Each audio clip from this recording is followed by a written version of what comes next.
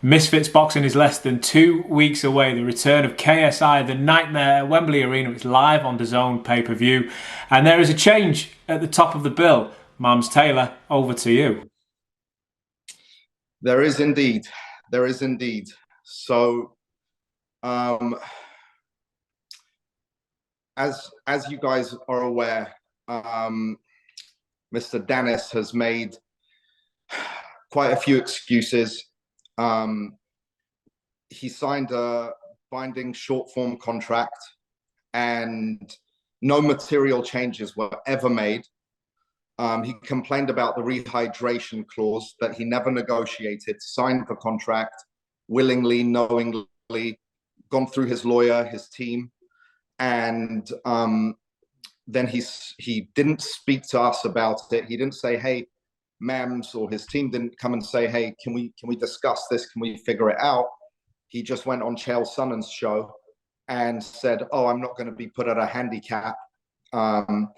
And I just negated that one point that he was concerned about, which is the rehydration clause. So we struck it out.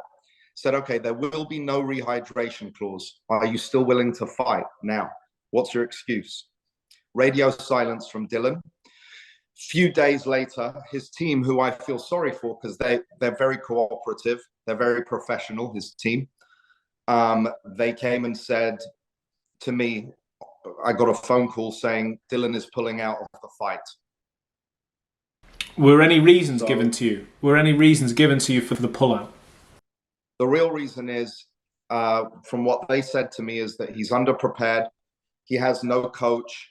He might be struggling with weight, even though there's no rehydration. He has not been able to find a team that's going to support him, to put him, to bring him into the fight. And obviously he's got some other issues, I think. And it's very sad and unfortunate because he didn't have the respect. He didn't reciprocate the respect that we've given him, and no word from him. He's clearly embarrassed that he's in this position. And look, he's probably, I don't know, who knows what he's going to come out with and say. But I'm disappointed because I never thought that he would put, for someone who cares about his reputation as much as he does, or what people think of him, I didn't think that this would be something, despite many people saying the opposite, that look, he's not going to show up to the fight. And they were right. They were right. So, you know, we are where we are. Mams, when was the last time that you spoke to Dillon? About 4 days ago. And what can we ask what was in that conversation? Yeah, I said, I'm shocked that you would do this. I've given you so much respect and courtesy. Why would you go on Chael Sonnen's show and say that you're not fighting? And because of a rehydration clause that you never tried to negotiate.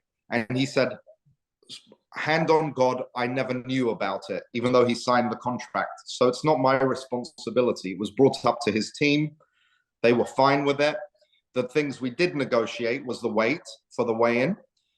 We wanted 170. He wanted 185. We ended up going back and forth and meeting in the middle at 177.5. All was agreed. The fee was agreed.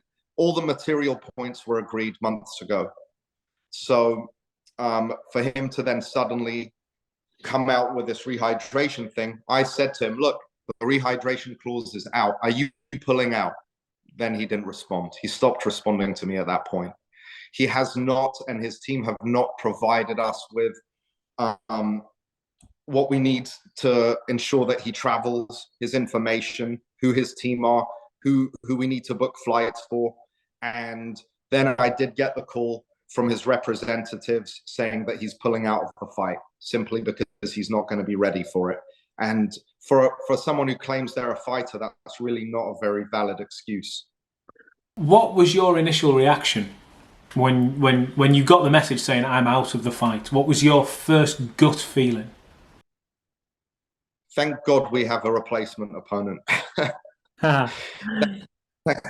Thank God we have a suitable replacement opponent. And you know, look, JJ's JJ's been training hard. It's just disrespectful to JJ.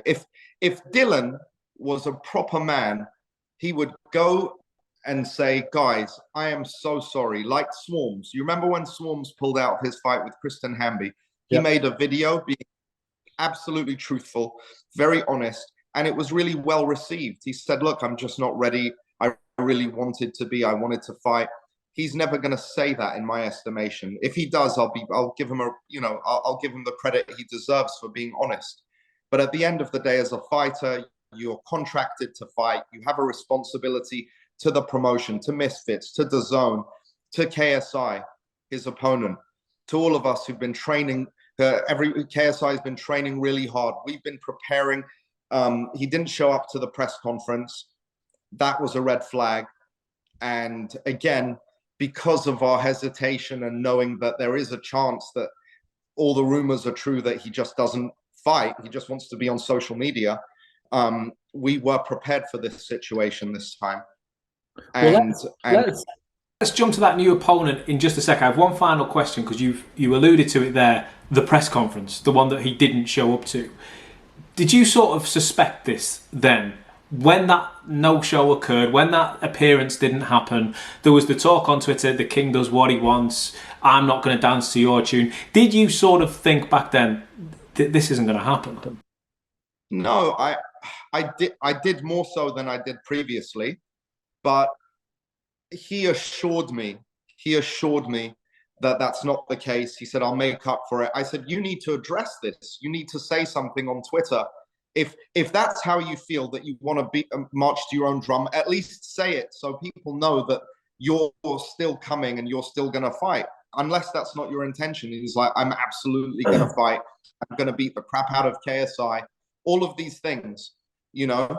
So I don't know if this was his plan all along. I really don't think so. I don't know what happened to him, but it's just scummy, and it's not respectful. And listen, at the end of the day, I doubt any organization will have faith in this guy to show up for them ever.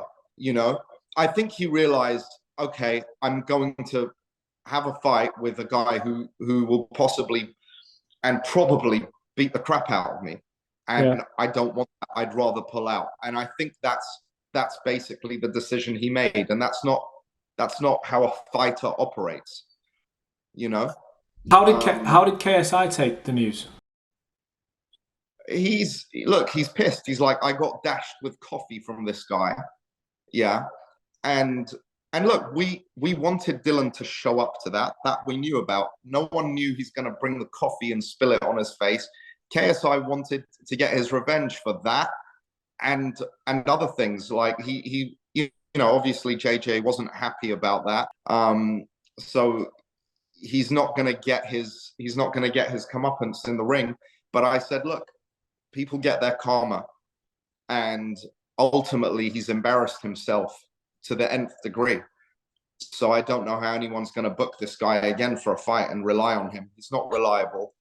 He's not been honest or trustworthy. And you know, again, if he comes out and rectifies this by saying, look, this is what happened, this is why, and not blaming and pointing fingers, because the one thing he did is he pointed a finger and said, hey, they're messing me around. There's a rehydration clause. Okay. As part of JJ's team, you always want to, and he's the A side. We put that clause in. We didn't expect that they wouldn't negotiate and just sign it. We thought there might be some negotiation. That's how negotiations start. There's nothing wrong with that. But the point is, they signed it, did not negotiate. And then when he brought it out as a problem, as a potential problem that would stop him from fighting, we struck that. So now there's no excuse.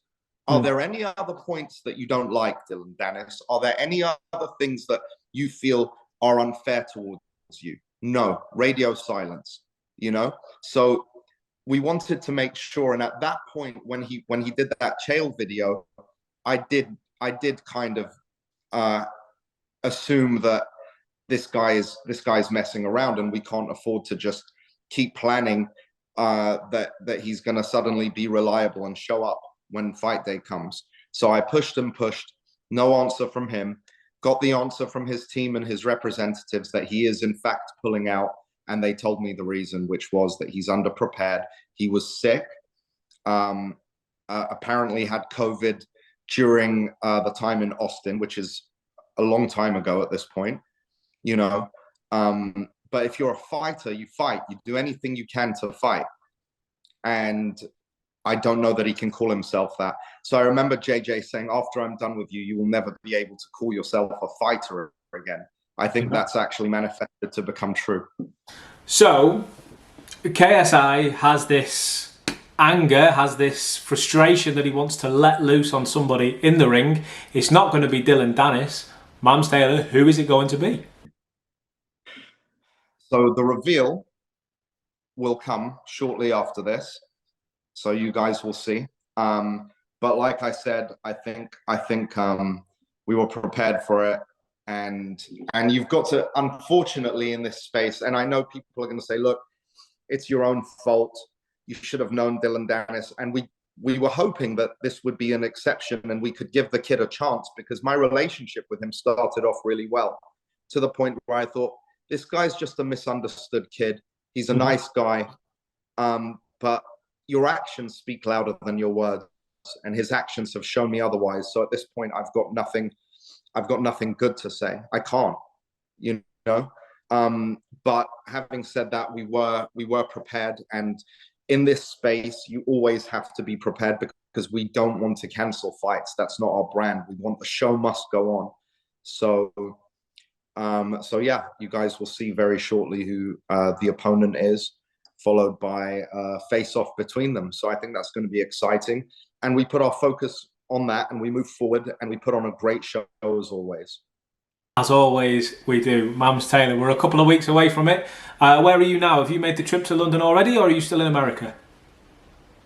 I'm in America. I built a shelter for my donkeys, and they're not going in it. They're standing in the rain. So I'm stressed about that more than anything else. But but no, I'm here. I'll be in London very soon for fight week, and I'm very excited about it all. It's going to unfold really well. And listen, we put this behind us and we move forward, and we learn from our mistakes, and we keep trying to grow and provide ultimate entertainment for the fans. And that's what our commitment is.